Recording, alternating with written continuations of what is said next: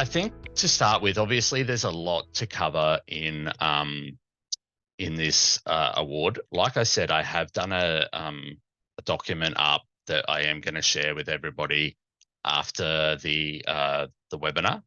So I'll show you the document. It'll be a PDF. It won't be a Word document, but it's pretty thorough. So it's got a lot of stuff to cover, how to do all the different kinds of rules within the SCHADS award. So definitely we'll cover over those. First thing I think we'll talk about is, well, the first point I probably want to make is that, you know, this is obviously guidance and recommendations. You still should absolutely contact your accountant or Fair Work if you're unsure of any of the advice that's been given. So please do that. Also, I will cover both from a Xero perspective and from a shift care perspective about how to set up both pay items and other items. So the first thing I'd probably mention is the most common question with the SCHADS award is how to deal with pay that goes over multiple times of the day. So the SCHADS award speaks of three main pay types for Monday to Friday. You've got your ordinary hours, 6 a.m. to 8 p.m. You've got your afternoon hours, which is 8 p.m. to midnight. And then you've got your night hours, which is midnight to 6 a.m. Now, if a shift does go over those time zones, so if a shift started at 10 a.m. in the morning and finished at 4 p.m. in the afternoon, that's simple. That's ordinary hours, no dramas with that.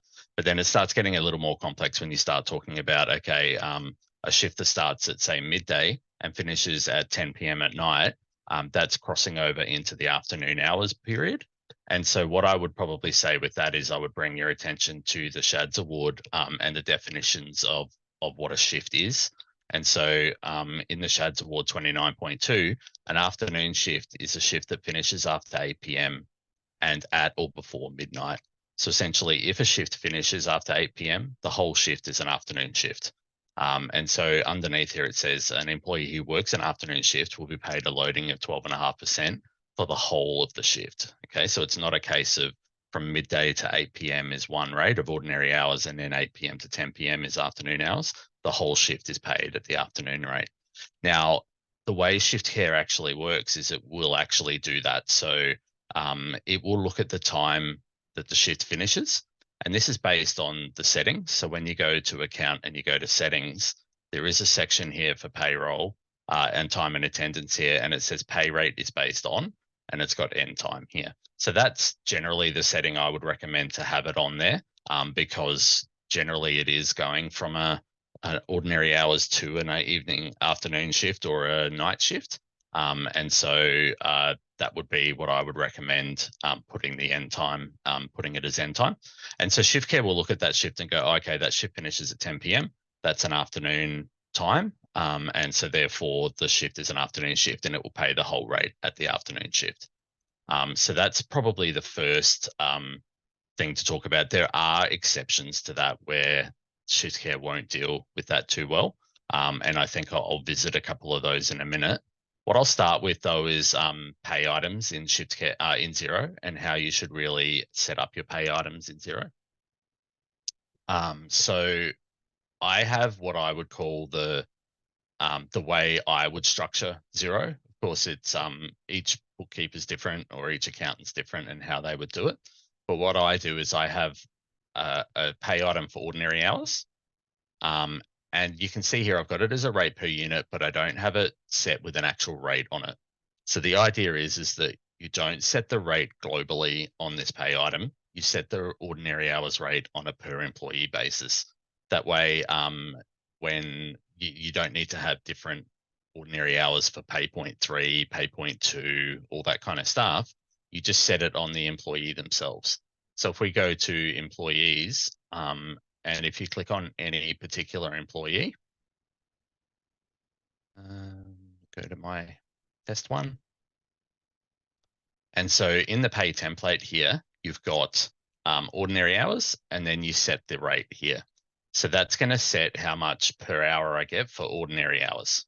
Now, all the other pay items in terms of afternoon hours, night hours, public holidays, Saturday, Sundays, everything like that, they're all multipliers of that ordinary hours. So that way, if the pay does change, and so, it might be 1st of July, new pay rate comes in, all you need to do is change the ordinary hours rate of the employee, and it will automatically adjust all the other pays for the Saturday, Sunday, and public holiday and all that. So it kind of makes it simple and scalable like that.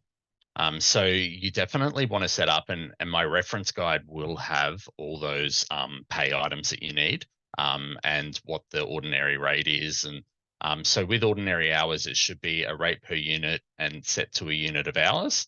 And then all the other ones, they should be a multiple of employees' ordinary earnings rate, and then what the multiplier is.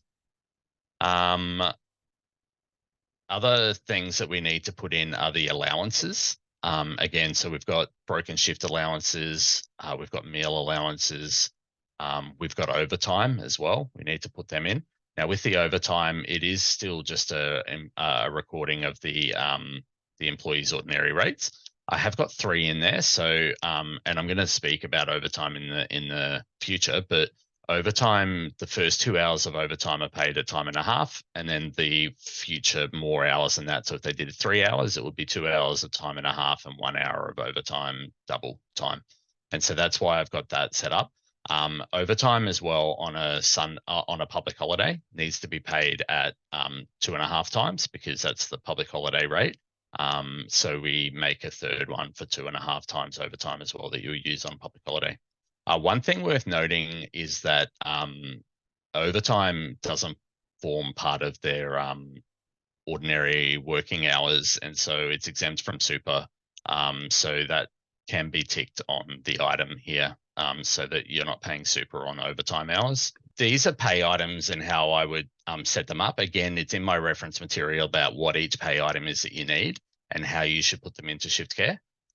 So you can reference that into the future. So I'll come back to my original thing when I talked about shifts that finish in the afternoon or an afternoon shift, or a shift that finishes in the night is a night shift, and you need to pay the loading on those rates. So exceptions to those and the problems that you may find with the way shift care works out on the last hour is any shift where it finishes at a different time. So night shift is a shift that goes past midnight, or it starts before 6 a.m. And so if I were to create a shift now for a staff member, and I was to put the shift to start at 5 a.m. And to finish at 10 a.m., just put that in. So the problem with that one is that the shift finishes at 10 a.m. Shift care will look at the pay group that we have set up, and I'll show you the pay group just to be clear. So this is a pay group here, default casual. It looks at the pay group and it goes, well, it finishes after 8 p.m. and before after 8 a.m. or before 8 p.m. So therefore, this is an ordinary hours shift, and it will pay the whole shift at ordinary hours. And so that's obviously not correct per the SCHADS award, because if it starts before 6 a.m., it's a night hours shift, or it's a night shift. So what we do in that situation is we will have another pay group that we'll set up, and we call it night rate. And essentially we say every hour of a Monday to Friday, 12 a.m. to 12 a.m. is night hours. And that way you can override it on a shift, on a specific shift. So you could go into this shift, you could hit edit, and when you create the shift where you've got choose pay group, you will choose night rate and hit save. So we're overriding the regular default casual rate with the night rate, and that will then pay the staff member at the night rate for that shift. So that's how you have to deal with a shift like that. If you know the shift is a specific shift, but the end time is at an odd time, you'll need to override that. Now, another example of a shift that can cause problems is your Fridays into Saturdays and Saturdays into Sundays, and even Sundays into Mondays, because again, it's looking at the end time of the shift and it's going to apply it to the whole shift. So for example, if I had a shift that was started on a Friday night at 8 p.m. and it was an active shift that went through to 4 o'clock in the morning, the next morning, it would look at that on Saturday and go, well, that's a Saturday shift, and I'll pay the whole shift at the Saturday rate. The problem with that is that the first 4 hours of that shift should have been at the night rate on a Friday night, because the shift finishes after midnight. It's a night shift, so it should have been night rate from 8 p.m. to midnight, and then from midnight to 4 a.m. it would have been the Saturday rate, because the Saturday rate's higher than the night rate. And so to get around that, what we need to do is we have to have allowances built. So when I load this, you're going to see a lot of allowances, and I am going to explain how the allowances work and how we use them in specific scenarios. But the key with allowances is that there's an allowance type called override hours. And so what that does is it tells tells shift care, don't look at the actual hours on the shift. I want to just pay allowances for this shift instead. And so when you add an override hours allowance to a shift, it no longer uses the end time to work out how many hours it is and pay based on that. It'll pay based on what allowances you add. So in a scenario of that shift that I was just talking about, I may go and just create it so that you can understand how we do it. So if I created a shift for Friday the 22nd, and it started at 10, let's say 8 p.m. and went through to 4 a.m. the next morning, hit save, put a staff member on. So what we would need to do is we would need to have the first 4 hours of this being paid at the night rate, and then the last 4 hours being paid at the Saturday rate. And so what we would do in that situation is we would, in our allowances, we would create an allowance called 4 hours night rate. And we would put the type as override hours. That way it doesn't look at the shift hours anymore. We put the value as 4, and then we link it to the night hours pay rate, pay item. Save. And so then we need to deal with the 4 hours of the Saturday period. So we would go new allowance, 4 hours Saturday rate. And then we would put 4 in here. This one can be one-off or it can be override hours. That's fine. And then because the 4 hours night rate's already going to override the hours anyway. And then we will put Saturday in there. And so we would then edit this shift. We would add the allowance of 4 hours of, find it.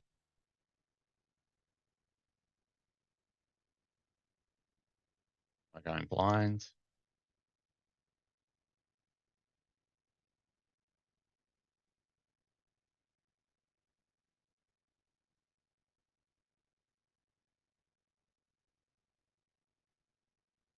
So we will put each of those onto that. And so that's going to override the shift to do that. And yes, you can do it as someone saying, could you just add shifts separately? Yes, you can do that. That will work. Some people don't like doing that, like because the staff member needs to clock in and clock out separately for the shifts.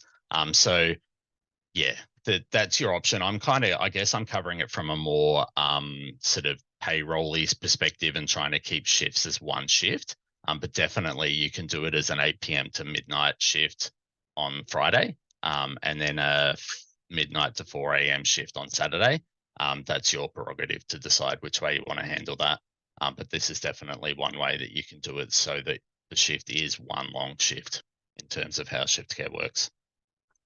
So that sort of scenario is how you can deal with shifts like that. I'll probably kick straight into the next thing. I might just check for any questions. I'll come back to Hugh's one. I'll come back to Hugh's one at the end, I think. Can we please carry out broken shift? I will answer that live. Remote working need to be separate in payslip.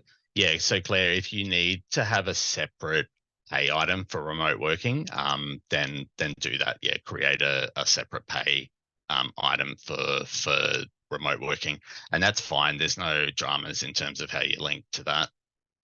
In terms of MyOb, how do I link shift care to MyOb? That's probably, you might want to reach out to our support team for that one. I will cover Benay's question later. Do we pay super on sleepover allowance? So look, that's a good question. I believe that I looked into it and I think it's not super clear. I did look into this yesterday. I felt I made the determination myself that I think you should pay super on sleepover allowance, but again, I would leave that to you to talk to Fair Work or an accountant to make a decision on that. I answered that one. Recording, yes, this is being recorded.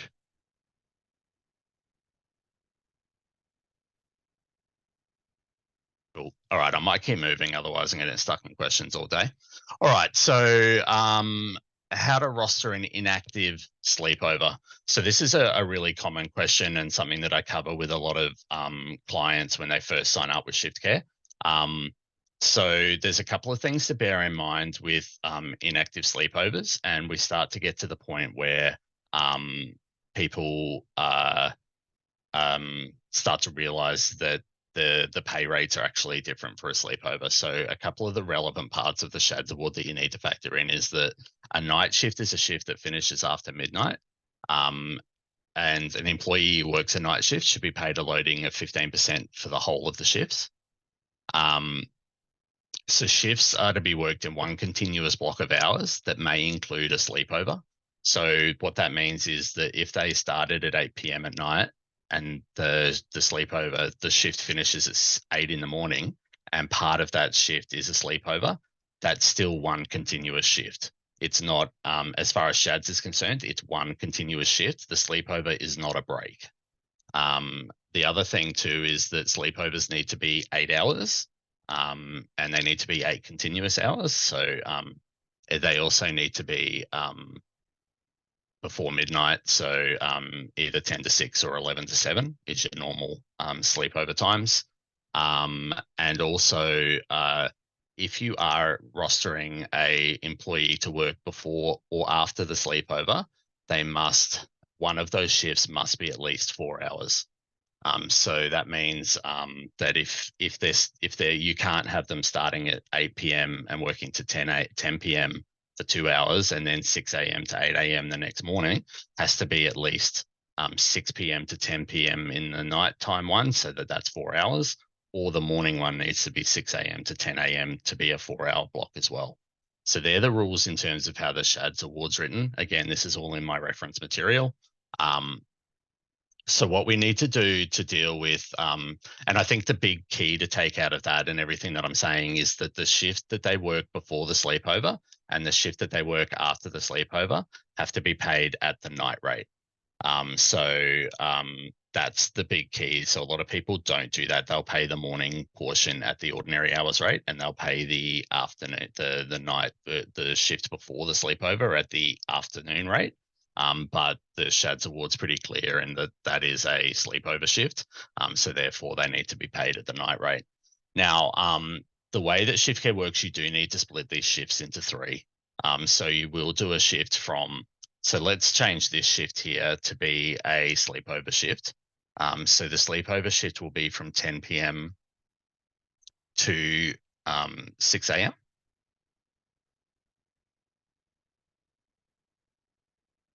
And with the sleepover shift, it's really important that you do add the sleepover allowance to that shift. Cool. So 10 p.m. to 6 a.m., I've got my sleepover shift there. That's your standard sleepover. And then what we would do is we would need to add the shift beforehand. And this one kind of falls very similar to the one I was talking about where the night shift started, where the shift started at 5 a.m. We had to override the night hours. So what you might do is you might go 6 p.m. to 10 p.m. And you need to choose a pay group and put night rate. So that's going back to that pay group that I created where it overrides and says, I'm not going to pay them the regular rate. I'm going to pay them the night rate for that shift. And I'm going to hit save on that when I get the right day in. Save. Cool. So that takes care of the shift before the sleepover. That's the sleepover itself. And then I can create one for the day after for the sleepover after that. So it will be 6 a.m. to 8 a.m. On the 23rd. And it would be the night rate again for that. So that covers your sleepover and how to do that. So you need to have the sleepover allowance on the sleepover part of the shift. You need to have the shift before and the shift after if they're doing one before and after. And you need to have them as night hours for those shifts. With that, with the other thing in mind with that is, yeah, we haven't talked about invoicing. And I think invoicing is an important part that you need to think about as well. And again, I have got that covered in my documentation that I'm giving you.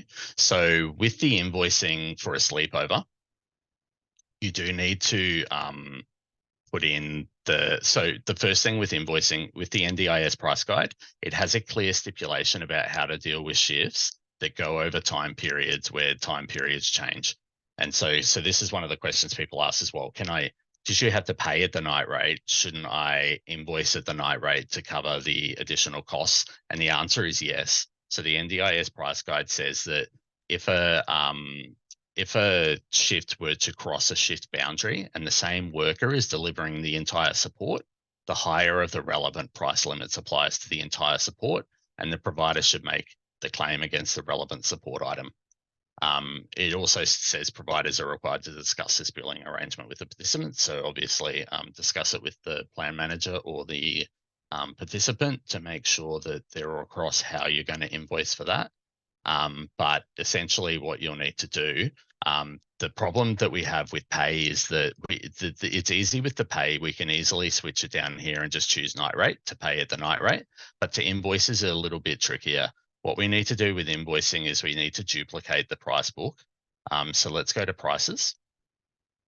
We need to have the price book that you're using. So in my example, I would have assistance in supported living.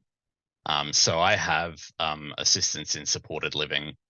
Let me just search so it comes up.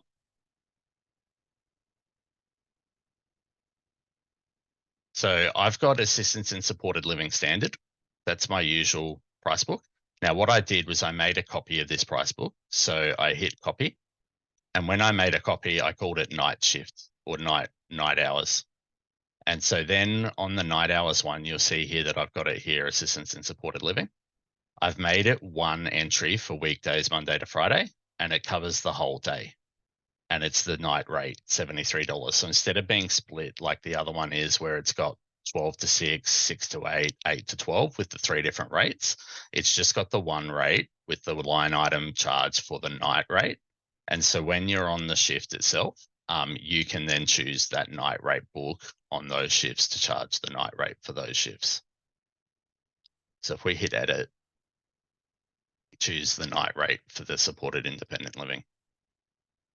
It's totally up to you guys how you want to do that.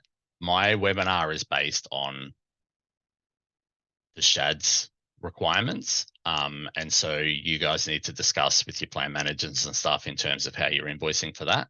But that's why the NDIS is written in that way, that it allows you to charge for the higher price because your costs are higher because you're paying the staff for the higher price as well. So that covers how to charge that. Obviously the sleepover one should be put on the sleepover price book. So there is a sleepover price book, which is a flat rate. And then I think we get to the point where we start looking at, okay, what if the staff member wakes up during a sleepover? And so SCHADS is written that if an employee is woken up during a sleepover and needs to perform work, that you have to pay a minimum of 1 hour of overtime in that situation. And if it's more than 1 hour, if they're working for more than 1 hour, you have to pay them the appropriate length of time that they worked. And so the way we handle that again is with allowances. So, I mean, with the sleepover shift, we already are dealing with it with allowances because we're adding that sleepover allowance to the shift. The sleepover allowance does replace the hours on the shift and just pays them that sleepover allowance. So then the question becomes, how do we pay for those additional awake hours? So if a staff member were to come to you, and the example that I've written in my reference guide that I'm going to send you guys is if a staff member was awake for up to 1 hour, how would you deal with it? If they were awake for an hour and 45, how would you deal with it? And if they were awake for 4.5 hours, how would you deal with it? And so the way that I deal with it and the way that I've set up in shift care is in the allowances section. I've got a bunch of allowances in terms of adding overtime to shifts. So I've added 15-minute blocks. I've added 1 hour block, 2 hour, 30 minutes, 3 hours, 4 hours, 5 hours. And again, this is covered in my documentation. It's one off. The type is one off, and you add the amount. So 15 minutes is 0.25 in an hour.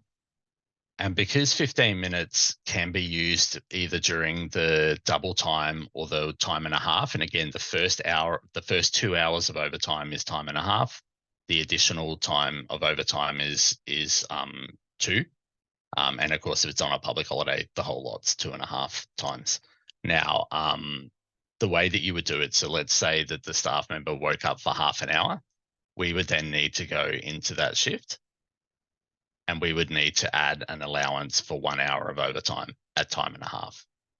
So you would go into the sleepover, you would click edit, and you would add 1 hour of time and a half. And so that will then pay them the hour that you need to pay them. In terms of invoicing, it is possible to invoice for that time. And again, you'll need to speak to your plan managers or your participants in terms of how you're going to deal with and agree on how you're going to charge for awake time. But the people that what I've heard from clients and the way that they're dealing with it is to use the split function. So when you're in the advanced edit, you can split the shift. And so you would still leave the sleepover as 10 p.m. to 6 a.m. and that would charge the sleepover. And then you would add so, if they woke up from 2 a.m. to 3 a.m., you would add that, and you would choose, you could just choose the night rate. And that will then charge 1 hour of awake time, as well as the the sleepover charge. So that's how you can do that. So with the billing, you can always just add time to the shift to bill. In terms of the complexities of more than that, so the thing that you need to remember is, we said that if they do less than an hour, it's 1 hour. If they do between 1 hour and 2 hours, it's all at 1.5. So if they did an hour and a half, you would do 1 hour at 1.5 and then 30 minutes at 1.5. The thing to remember as well is that the SCHADS award says that if a staff member does more than 1 hour of overtime, you have to pay them a meal allowance. And so you can add the meal allowance to the shift. I've got a meal allowance there. If a staff member does more than 4 hours of overtime, they need to get 2 meal allowances. So that's why I have 2 meal allowances. Now, in the case of a staff member doing, say, 4.5 hours, you would do 2 hours of time and a half, and then you would do 2 hours of double time, and then you would do 30 minutes of double time. And of course, because they did over 4 hours, you would give them the double meal allowance.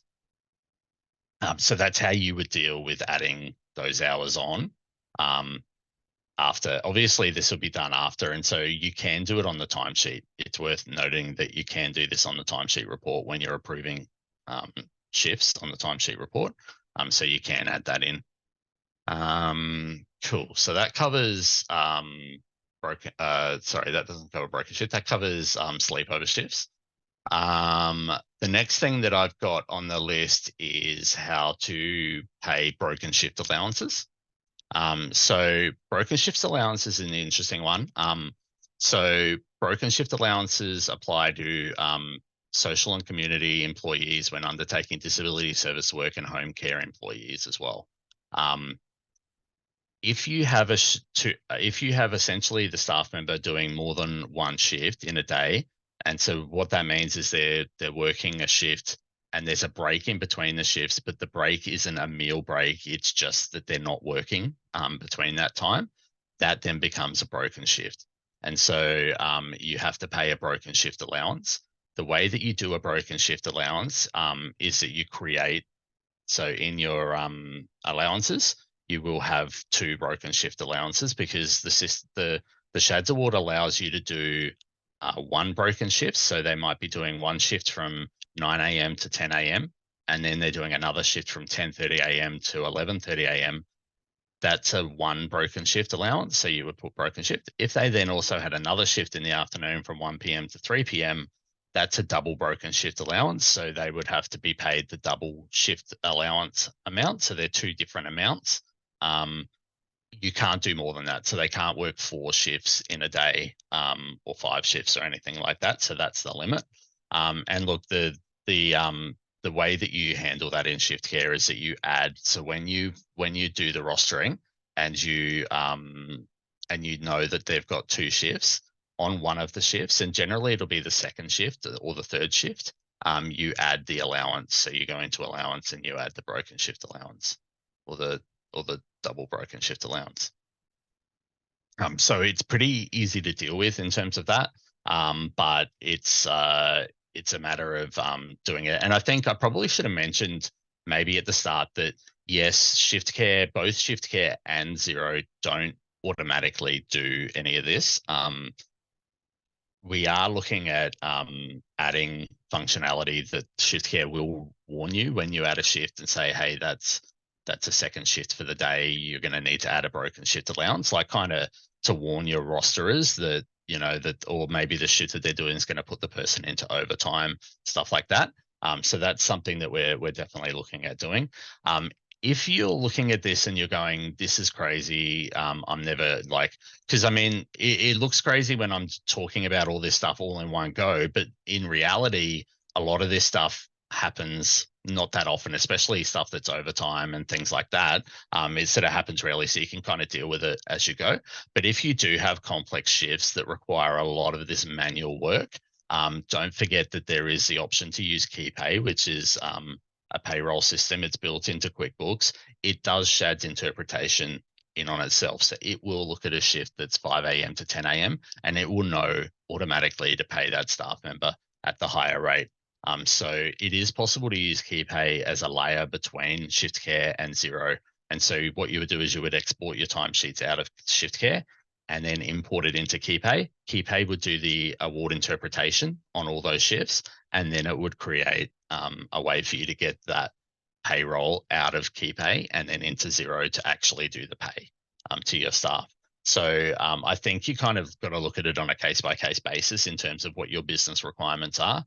But I thought I would just mention that. So that's broken shift allowances. Overtime. So I've sort of mentioned overtime a few times. When a staff member, so there's a couple of things to bear in mind with overtime. If a staff member works more than 10 hours a day, the rate will be paid at time and a half for the first 2 hours and double time after that. And so you've got to look for shifts that are particularly long, so that you make sure that you're catching on to that. And then I've also mentioned about the meal allowances as well, in terms of having to pay a meal allowance if they do more than 1 hour of their overtime. So with overtime, what you'll do is you'll set up. So let's say I had a shift that was 14 hours long, and I just couldn't avoid it. I couldn't get other staff. I had to do a 14-hour shift. What you would do is you would use an allowance that overrides the hours. So I've got an allowance here for 10 hours of night hours, afternoon, night, and ordinary hours. And so what you would do is you would put that allowance on the shift. So you would say, okay, I'm going to pay 10 hours of night hours first. and then I'm going to pay the appropriate overtime on top of that. Very similar to how we did the awake time during the overtime. You would add 2 hours of 1.5 if they did 2 hours. If they did more than 2 hours, you would add that. Then you would add the appropriate overtime at 2 rates so that it adds up to the total amount. And then that will pay them the 10 hours at their base rate, the 2 hours at time and a half, plus the additional. And also don't forget to add meal allowances to that as well, to make sure that they get paid for the meal allowances. That covers that. I'm sure there's a million questions. I will come back to them. We are starting to run low on time. I think the last thing I'll touch on is provider travel. So provider travel can be claimed if there's a travel cost in respect to delivery of a support item. The price guide and the code that you're using needs to support provider travel if you want to be able to do provider travel. This is covered in my documentation, of course. Yeah, there's a whole bunch of requirements to be able to pay for provider travel, but there are situations when you can. And so this is a question I get a lot of the time is, how do I pay my staff for the provider travel? And also, how do I charge the client for provider travel? So first part, how do I pay my staff? The easiest way to pay staff is to set up allowances again. So you'll see that I've got some allowances for provider travel. So I've added provider travel allowances for 15 minutes and 30 minutes. Now 30 minutes is the max. Some people would like to be really specific with provider travel. So they might say, no, it's 10 minutes of provider travel, so I'm going to pay them 10 minutes. You can do that. You'll just need to create the allowances that you want based on your needs on how you want to do it, and you add the appropriate allowance. So if you're paying them 30 minutes of provider travel before the shift starts, you can add the 30 minutes there. If you're paying them before and after because they're driving back to the office after the shift, and the NDIS says that is a way for you are able to charge after, then you would have to add 1 hour of provider travel. So you would create a provider travel 1 hour pay item. And you can see here that I've linked them to the regular pay items in Xero to do that. The way you would charge for that is through the shift itself. So if you're charging for provider travel, it's kind of similar to when we did the sleepover shift and I duplicated the sleepover shift and I added night rate at the end of the price book. We're going to create duplicates of the price books with provider travel at the end of the name. And so I've already done that. I believe I've done that for one of my price books in here. So you can see here, access community, active and standard provider travel. Now, I probably could tick the provider travel. That does have an implication on NDIA portal when you're uploading it, so feel free to tick that. All it is it's a straight copy. I haven't changed anything in the price book. I've just hit the copy. I've given it the name of provider travel, and that's it. That it's a second copy of that price book because it's charged to the same code at the same rate. It's just it needs to be itemized on the invoice to say provider travel. And so by having it as a second price book allows that to show as provider travel. And so the way that you would do it on the shift, if this shift here had, so let's say it's 5 a.m. to 10 a.m. and they had half an hour of provider travel before the shift, you would go into advanced edit. You would hit the split button here. And the first part here would be 4:30 a.m. to 5 a.m. And that would be provider travel. And then this one would be 5 a.m., 10 a.m. And that would be access community standard. And so that's how you charge for the provider travel before the shift. And if there was one after, you could split it again and do 30 minutes after as needed. All right, that covers provider travel.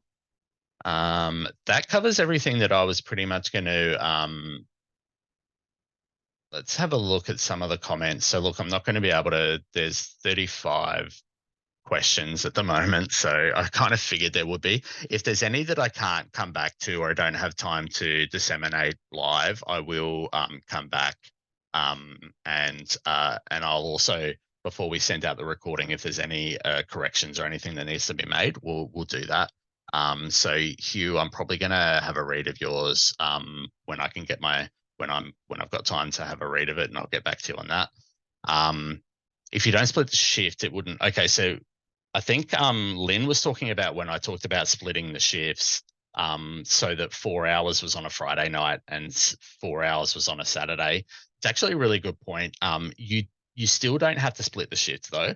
What you can do is if you do have 4 hours on a Friday going into 4 hours on a Saturday, what you can do is you can split it here. So you could say, okay, from 8 p.m.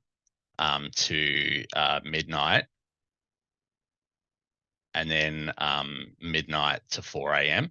Shift care will, when you do that, shift care will look at those as individual charges, and so it will charge the Friday night rate for that, and it will charge the or actually it would charge the afternoon rate, so you would need to use the night rate book, and then for that one, that will charge the Saturday rate if you just have it on standard assistance with self-care activities.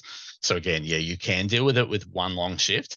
I do agree. I don't necessarily think it's easier to do this, but some people just really hate having it as 2 shifts when it's 1 shift. So I guess I was just covering the option to do that. What about Sunday to Monday night active shift? It's the same sort of thing. The award says purely that a Sunday portion of the shift is until midnight on Sunday, and then on Monday from midnight it would start at the Monday night rate. So you would have to use allowances to add the number of hours of Sunday and the allowances for the number of hours of night rate for the Monday portion. I'll just put these as done. Will casual loading apply to Sunday, Saturday, and other penalty rates? Yeah, the idea is it is, yes, it will apply. It does apply to those. Will I be doing a similar webinar using different software like QuickBooks? Well, QuickBooks uses KeyPay, and KeyPay does SCHADS interpretation. So a lot of this doesn't need to be done manually. I think I probably would like to do a KeyPay thing just for things that maybe it doesn't cover perfectly and how to do that. So yeah, that could be something we do in the future.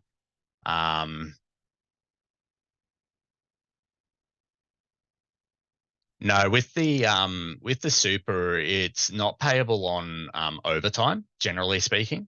So if they're it kind of talks about like ordinary working times, and so overtime is generally on top of their regular working. So super's not payable on that.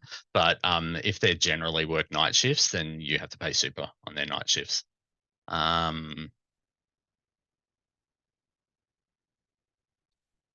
Yeah, so if it starts at 8:45 p.m. on a Saturday and finishes at 5 p.m. on a Sunday, so the question is, how do I pay that? So look, the night pay group that I set up will pay them the night rate. It'll pay them the Saturday rate on Saturday, and it'll pay them the Sunday rate on the Sunday shift. Because even though one thing you may not have noticed when I set up the pay group, I have set it up so that even though the Monday to Friday is set at night hours, the Saturday, Sunday, and public holidays are still using the Saturday, Sunday, and public holiday hours, because that rate is higher than the night hours. And so you have to pay, if it's on a Saturday, you've got to pay the Saturday hours. If it's on a Sunday, you've got to pay the Sunday hours. And so it will see that when you add the night rate book, that it pays the Saturday on a Saturday shift and the Sunday on a Sunday shift, and so on and so forth. I'll grab the next question there for you, Paul. So if a shift that starts at 4 to 8, the sleepover part of it is from 24 hours to 8 o'clock, how would I pay this? Yeah, so that was covered in what I went over. It's in the reference material as well, so I would probably jump in and have a look at that. Awesome. This was a good question that popped up, is putting mileage for a 1 to 2 ratio support. Yeah, it is a good question. Probably not something I'm going to cover in this webinar though, Alfred. I'll probably I'll get back to you. We'll put a note to have a chat with you, and I can go through that. That might be one for another webinar though. Definitely good to talk about mileage. Awesome. Um, cool. So a sleepover that starts at 10 p.m. to 8 a.m. is paid sleepover rate. From 10 a.m. to 6 a.m. and 6 a.m. to 8 a.m. is paid as normal day rate. No, so well, first thing I would say to that, two things that come up to me on that. You can't do a 10 p.m. to 8 a.m. shift that's a sleepover because there isn't a 4 hour period there of paid work. There needs to be a 4 hour. So it should be 10 p.m. to 10 a.m., with 6 a.m. to 10 a.m. being the paid hourly portion of that shift. And that should be paid at the night rate. The reason being is the shift starts at 10 p.m. and it finishes at 10 a.m. So therefore, it's a night shift according to the SCHADS award. Awesome. And then so the total number of an inactive overnight is 12 hours. Yeah, minimum would be 12 hours. You could think of it like that. So 8 hours of an inactive part, and then 4 hours, at least 4 hours of an active part, and then the 4 hours needs to be in one block. Awesome. Cool. Can you work a staff member from 6 p.m. till 10 p.m., then sleepover period from 10 p.m. to 6 a.m.? Can staff then work another 4 hours from 6 a.m. to 10 a.m.? Yeah, so it could either be the same staff member or a different staff member could do the 6 a.m. to 10 a.m. because you've obligated the sleepover requirements. You don't have to put a shift before and after the sleepover, but if you do put a shift before and after the sleepover, one of them's got to be 4 hours. Fantastic. And a sleepover shift must be 12 hours. Can it be only 9 hours? No, so yeah, if you do a shift before and after a sleepover, it needs to be one of them needs to be at least 4 hours. Okay. Can you clear the superannuation calculation against outside ordinary hours? Yeah, so you do have to pay super on like night hours and stuff like that, but it comes down to their ordinary times of working. And in terms of the fact that, so with overtime, it wasn't a rostered, it's generally not a rostered and it's not part of their ordinary working. So therefore, overtime doesn't get paid, it doesn't have super paid on it. How long is required before and after sleepovers in terms of a break?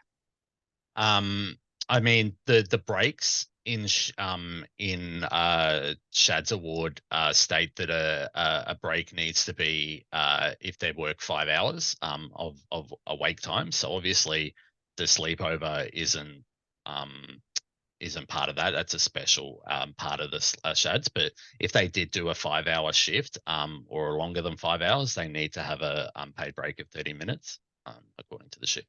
Fantastic. The SCHADS.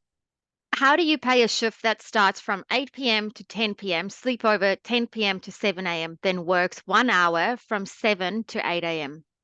Yeah, so again, according to SCHADS, that's not a legal or an applicable scenario because the sleepover needs to be well, the sleepover is 8 hours, and also one of those shifts needs to be 4 hours, so 8 p.m. to 10 p.m. or 7 to 8 a.m. One of them needs to be longer. And then I think you already covered this one. It was that question about why do you have three shifts? Can you make it just one shift for the Yeah, sleepover? so look, you have to have it as 3 shifts. The reason why is that with the sleepover portion of the shift, you're adding an allowance that's going to override the hours on that. And so if you did it as one long shift, it would only pay them the sleepover allowance for the whole shift.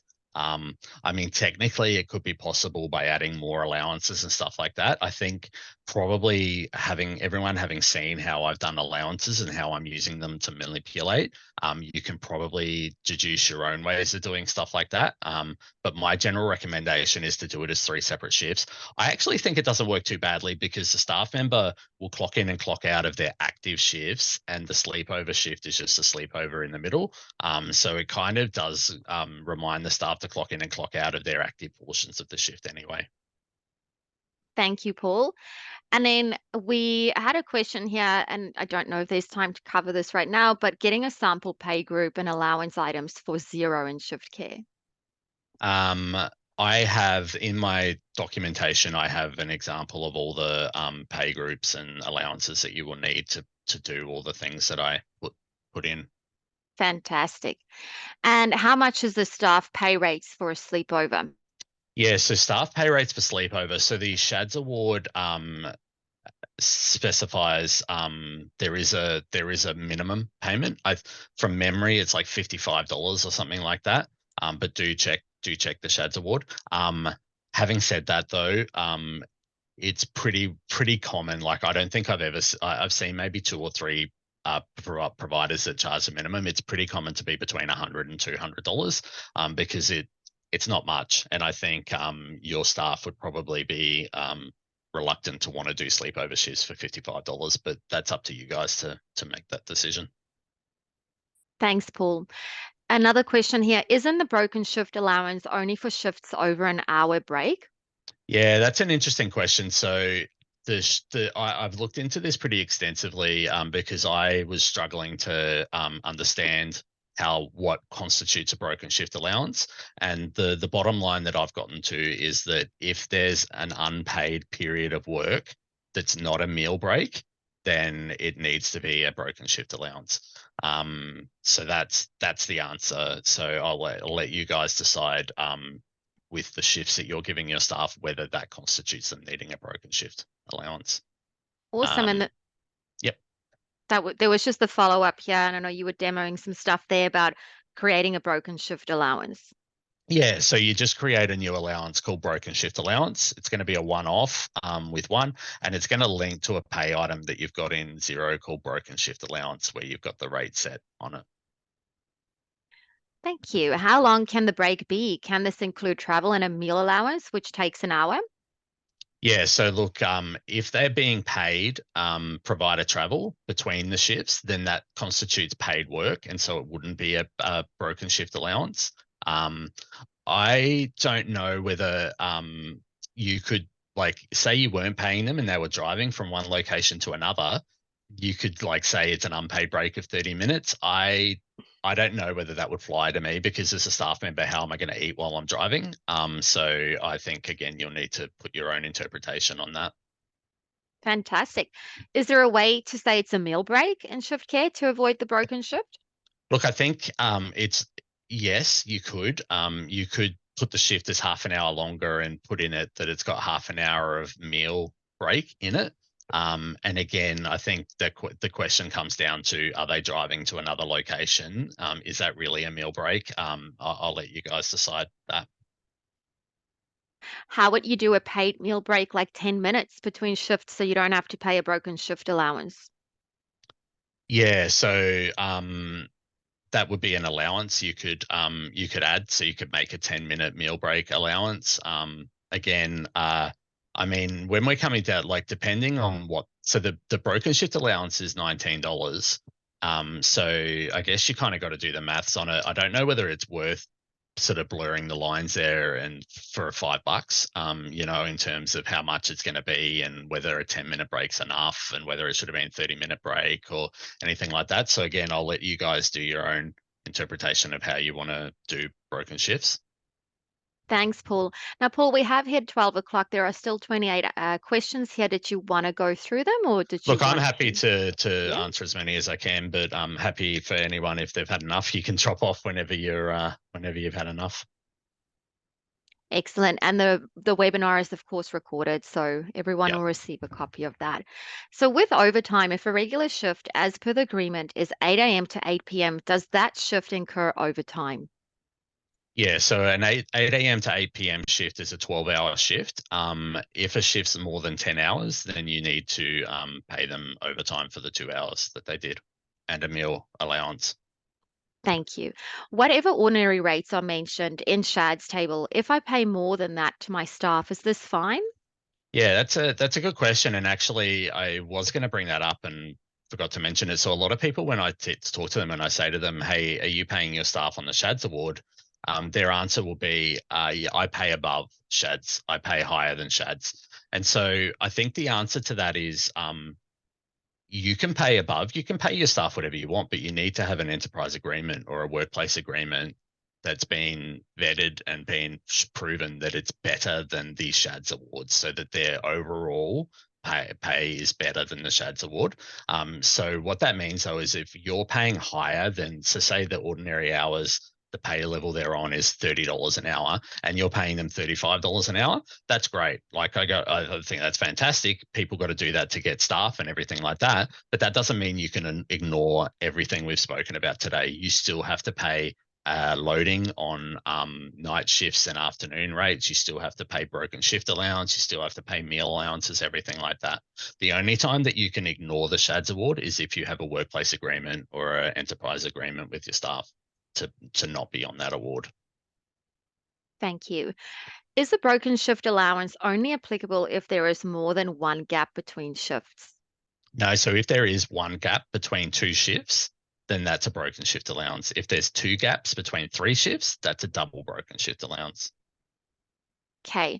And then there's a question here, how much travel for SW? Yeah, I'm not really sure what that means. Support worker. Yeah, I'm not sure what that means. We might skip that one. With the overtime and meal allowance, is the meal allowance paid when an employee works more than 38 hours per week or when they exceed 10 hours per day or both? So the meal allowance is really more speaking about the overtime that they do. So a meal allowance needs to be paid if they do more than 1 hour of overtime. And yes, if they do more than 30 hours in a week, any hours they do on top of that will be counted as overtime hours. So yes, they probably will get an allowance. And same if they exceed 10 hours. Yeah, so it's both essentially. Yeah. Here's a feature request. Any chance to get an app for admin staff, which we can use while away from our computers? Sometimes you need to consult or change a roster. Yeah, great question, Leo. So I actually use ShiftCare myself for an organization that I'm running, and I constantly need to use my phone to do stuff on ShiftCare, and definitely agree that it's something we need to look at. It is something we want to do. I don't have any, like, I can't announce anything at the moment, but it's definitely something we're aware that we need to look at. Sorry, keep Any going. any reason you're not linked to MyOb? So where this webinar was based on Xero, we do have an integration with MyOb. I personally, I prefer Xero, and I think our integration with Xero is probably better. But there is no reason per se that you can't use MyOb, as long as it's MyOb account, right? How do you pay mileage between shifts? Yeah, so mileage between shifts again kind of comes to that sort of provider travel. So you've got provider travel versus activity-based travel, and sort of a very I could probably do a webinar just on that alone. But essentially, the kilometers should be added to the shift, which then will pay the staff the mileage allowance. Does a sleepover shift include a 1 hour paid uptime? So a sleepover shift being 12 hours.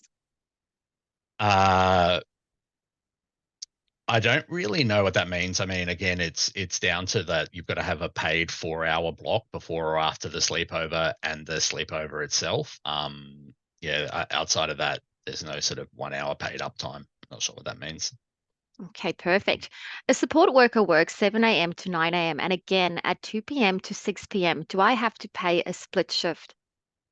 Yes. So if there's any more than one shift between a 12-hour period, and there's a break in between them, you've got to pay split shifts.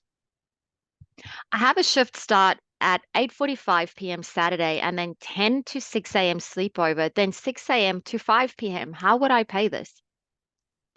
You would pay that at a very high rate. So that's going to be quite an expensive shift because it starts at 8:45 p.m. and finishes at 5 p.m. the next day. And so you will need to calculate, there's going to be overtime there. Yeah, all sorts of things going on there. So I don't know if I can be exactly specific on how you would pay that exact scenario, but you would definitely need to pay overtime and stuff like that, shift like that. Do we still have paid breaks? Yeah, you can still do paid breaks. I think the SCHADS award says that if they work more than 5 hours, you have to give them 30 minutes of an unpaid break. But I do know that a lot of providers just pay it because again, they kind of have to still be keeping their eyes on the client. It's sort of a grey area, but yeah, you can do paid breaks. It's up to you. Does shift care support 24-hour live-in shifts? I mean, we support them in that you can create them as shifts. Again, you'll need to, so with 24-hour care, there is a specific section of the SCHADS award that talks about 24-hour care, but it's very specific in that the staff member can still only do 8 hours of actual work. They're just there to be on call if needed. And so it really does depend on when their active period of their shift is and all that kind of stuff. So yeah, sorry, I can't give you a straight answer on that, but it would be theoretically possible as long as you understand how you want to pay them for it. My support staff do active and inactive shifts as one shift, meaning I pay from 6 p.m. to 10 p.m. active and then inactive 8 hours till 6 a.m. Am I able to ask my support staff to do another shift that same day? Yeah, so yeah, you can, but there needs to be, so when their sleepover finishes at 6 a.m., there needs to be a period of time that they have to have that they're not working before you can give them their next shift. I think it's 8 hours from memory, but I'm going off memory of that, so you'll need to check the SCHADS award. Thank you. With the overtime and meal allowance, is the meal allowance paid when an employee works more than 38 hours? Oh, we've already answered Yeah, we this covered one, so that. that's just a duplicate. Does shift care support clock in out when there is no Wi-Fi? No, we don't. How much to charge for a non-active sleepover shift? So Thank you. that just becomes, yeah, like your regular pay. So if it's a night shift, they get paid the night shift rate. Does the broken shift allowance apply to a casual employee who works for multiple employers? Yeah. I think the fact that they work for multiple employers is probably irrelevant. It's more about your agreement with your casual employee. So if they work for you and they're a casual employee and you're paying them under SHADS, then you need to pay them broken shift allowances. Oh, I think I know what you mean. So if they're doing one shift with you and then another shift with another employee, it's actually a good question. I, this is totally like off the top of my head. It doesn't seem like it would be your responsibility to deal with what they do outside of your agreement with them. But maybe check with Fair Work. But I wouldn't have thought you'd have to pay a broken shift allowance in that situation. But not 100% sure. What happens when the worker takes leave in between the shifts? Do we still pay broken shift allowance? Um, yeah. So they're using their paid leave, or I don't know the answer to that off the top of my head. That you may have to check with Fair Work. Sorry. How much travel rates if support worker use their own vehicle? Is that 85 cents per kilometer? So the current rate for mileage is 96 cents a kilometre as per the SHADS award. It is worth noting though that the 85-cent number that you spoke about is the maximum claimable to be paid without being charged tax on it. So it's tax free, the 85 cents. And then the 11 cents is taxable on top of that. I think someone does ask this question in the future. I think I saw this question, so I might leave the rest of that answer for the next Okay. question. Can you please make upgrades to have the sleepover rostered as one shift with 4 hours before and the shift and 2 hours instead of having three shifts? A feature request there, so we'll take Yeah, that on board. I think it is a good question, and I Mhm. think I long term would prefer to see them as being able to be one long shift because it is one shift as far as the SHADS award's concerned. But yeah, at the moment it's easier to do it as three separate shifts. How to get the allowance zero pay items to appear in the shift care allowance zero pay item drop down list? So it's not automatic. What you need to do is you need to set up your pay items in Xero. That's the first step. And then the second step is you need to go into allowances into shift care and you need to add them manually. So you click on new allowance and then you link them to the pay item in Xero that you created. So yeah, it won't automatically happen. And then what about QuickBooks? Does shift care work well with QuickBooks? Yeah, so QuickBooks uses KeyPay, which is what I was talking about before, and KeyPay does SHADS interpretation. It's kind of the bee's knees in terms of payroll systems. So yes, it works very well with QuickBooks. Excellent. We have 15 questions to go here. So many of our shifts are shorter supports, oftentimes 1 hour, and as such can often have 5 to 6 shift blocks per day. Can you explain any potential ramifications to get this set up or how we can best navigate this situation? Yeah, it's an interesting one. So, I mean, when you say shifts, I mean, if they're 1 hour periods that you're supporting the client, but the staff member then has like half an hour and then goes to do another support or something like that. Look, the short answer is you can't have more than two breaks in between, and you can't do more than three shifts. So what you might need to do is combine a few of those shifts to be one long shift and pay them for the time in between their clients. The the award's pretty straightforward in terms of that. So you may need to look at making longer shifts that have two support. So maybe it's a group shift where the first part of the shift is charged to one client, and then there's an hour where there's no charging, and then another hour that you're charging a second client. It's also worth noting too that minimum you do have to have minimum shifts. So like, yeah, you need to read the part of the SCHADS award about minimum hours as well. So if the first shift is only an hour long, and then you're telling them that there's a break and they go to their second shift, well, actually it has to be 2 hours as the minimum, or three, depending on what you class them in as. So yeah, there are some ramifications in that. I would say that you're probably going to need to look at just making longer shifts and paying for time in between support provided. If the employees work for 84 hours in a fortnight, should we pay him 76 hours and carry 8 hours to the next fortnight, or we should pay him overtime for 8 hours? If OT, then at what rate? Yeah, good question. So with the SCHADS award, there is a section that talks about overtime and the ability for you to do overtime as time in lieu. Again, that needs to be discussed with the employee and agreed upon by the employee. So I guess you would discuss it with the employee and say, well, which would they prefer? What are the options? So yes, you can take the 8 hours and give them 8 hours off the next week. If you do decide to do the 8 hours as overtime, then it goes the first 2 hours a time and a half, the last 6 hours a double time.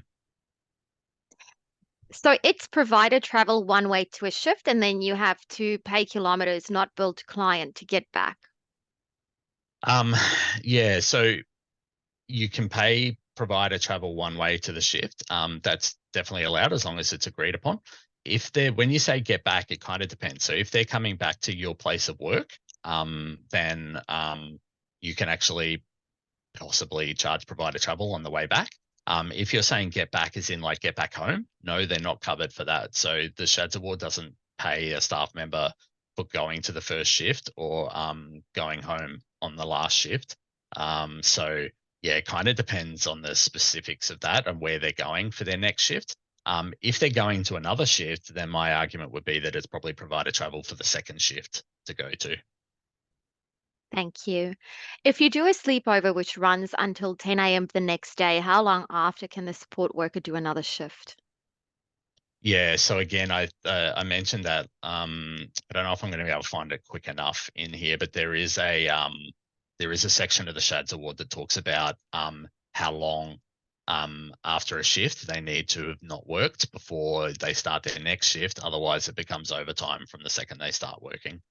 So yeah, just check the SHADS award for that. There is a section that talks about that. What is the loading for a split shift? I mean, again, like if it's a split shift in the it's a broken shift, there's two shifts with a break in between, then it's the broken shift allowance in the middle, and then whatever the rates are for each shift that they're working. Otherwise, if it's one long shift, it's yeah, whatever the rate is. So it's kind of dependent on how you structure those shifts. Thank you. Abdallah would like to know how you will share the booklet with everyone. Yeah, we're going to email it to everyone that registered.